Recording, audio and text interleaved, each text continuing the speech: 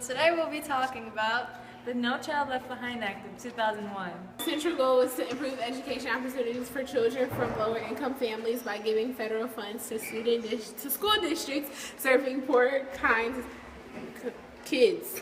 Okay, the issue was that districts with lower income students receive less state and local funding than those serving affluent students. Establishing the No Child Left Behind policy, they focused on planning at states and district levels, increasing the rigor of curriculum, increasing relevance of the curriculum, improving student relationships and personalization, improving transitions for students, using data to make decisions, and accessing funds to support improvement efforts.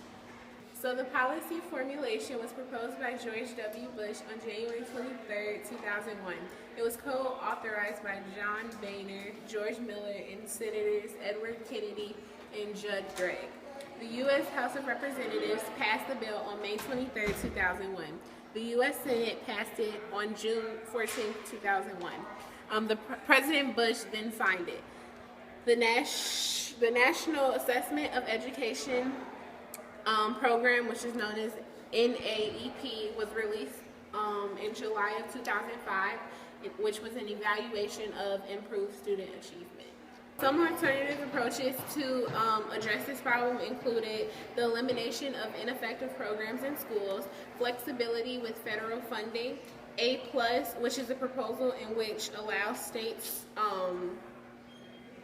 to opt out of the federal programs and spend money in ways that meet the students' needs. So the budgeting for the No Child Left Behind policy is funded through 4 statutory formulas that are primarily based on census poverty estimates and the cost of education in each state. The first one is basic grants, the second one is concentration grants, the third one is targeted grants, and the final one is education finance incentive grants. For policy implementation for the No Child Left Behind policy, it requires states to test specified subjects and grades.